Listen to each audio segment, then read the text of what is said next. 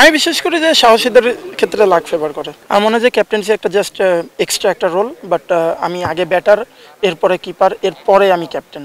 আসলে ইজি না। আমার মনে হয় যে এটার পিছনে অনেক মানে স্টোরি আছে বা হার্ডওয়ার্ক আছে, প্ল্যানিং আছে। আমার মনে হয় যে এগুলো সব থেকে বড় কথা হলো যে প্লেয়াররা যেভাবে এক্সিকিউট করেছে মাঠের মধ্যে। আমার মনে হয় যে আমি একা কিছু করিনি, এটা অ্যাজ এ গ্রুপ আমরা করেছি। ফাইনালে আপনার লাক ফেভার করে বিশ্বাস করেন? আমি বিশ্বাস করি যে সাহসীদের ক্ষেত্রে লাক ফেভার করে। হ্যাঁ, আমার মনে হয় যে পেস বলাররা আমাদের পুরো টুর্নামেন্টেই ভালো বল করেছে, অসাধারণ বল করেছে, বাট আমার মনে হয় যে এই ফাইনাল ম্যাচের জন্য তারা বেস্টটা রেখে দিয়েছিল। তো আর উইকেট থেকে যেভাবে অফ দ্য পিচ যেরকম মুভমেন্ট পাওয়া যাচ্ছিল, আমার মনে হয় যে সেটা আমরা খুব ভালোভাবে কাজে লাগাতে পেরেছি।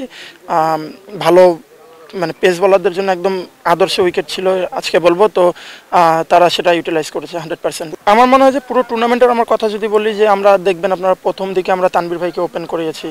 তো আমরা শুধুমাত্র মেট্রোর সাথেই তানভীর ভাইকে ওপেন করাইনি। তো আমার মনে হয় যে এটা একটা ট্যাকটিক্যাল জায়গা ছিল যে তানভীর ভাই আমাদের প্রত্যেকটা ম্যাচে ওপেন করেছে, বাট মেট্রোর সাথে আমরা ওনাকে মিডল অর্ডারে খেলিয়েছি মামুনকে প্রমোট করে। তো এই জিনিসগুলো আমার মনে হয় যে হেল্প করেছে।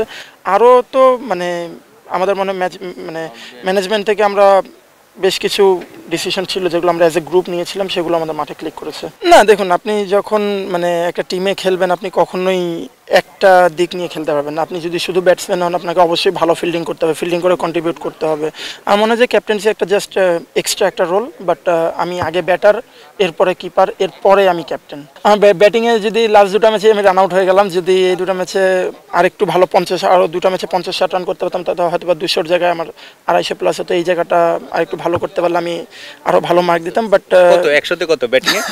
না, আমার মনে হয় যে রেটিংটা আপনারাই কোন নিজেকে নিজে আসলে রেট করাটা একটু অন্যরকম বিষয়, বাট ওভারঅল ভালো ছিল। না, আমার মনে হয় ইমপ্রুভমেন্টের অবশ্যই বেশ কিছু জায়গা আছে।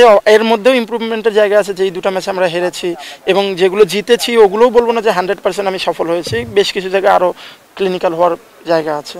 Double million offer Walton fridge কিনে পেতে পারেন 20 লক্ষ টাকা, রয়েছে কোটি কোটি টাকার নিশ্চিত উপহার। আমি এই যে এখন এনসিএল শেষ হলো, এখন হয়তো আমি বিপিএল নিয়ে চিন্তা করব।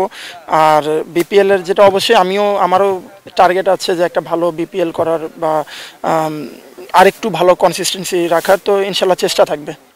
না, এরকম বিষয়ে আমি কোনো মানে ওপিনিয়ন দিইনি, বাট আমাদের যোগাযোগ আছে টিমের সাথে। ম্যানেজার অপি ভাই আছে, ওনার সাথে যোগাযোগ হচ্ছে।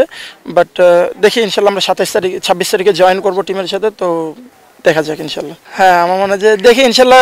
মানে বিজয় ভাই তো সবসময় ডোমেস্টিকে খুব ভালো খেলে। জিসানও যেভাবে টুর্নামেন্টটা খেলেছে, আমার মনে হয় যে আমাদের রাজশাহীতেও ভালো ব্যাটিং লাইন আছে। সাব্বির ভাই আছে, উনিও খুব ভালো। হ্যাঁ, ওই তো সাব্বির ভাই আছে, সাব্বির হোসেন খুব ভালো খেলেছে এনসিএল টুর্নামেন্টটা। রাব্বি ভাই আছে, আমি আছি। তো ইনশাল্লাহ আশা করি ভালো একটা টিম দাঁড়াতে পারবো।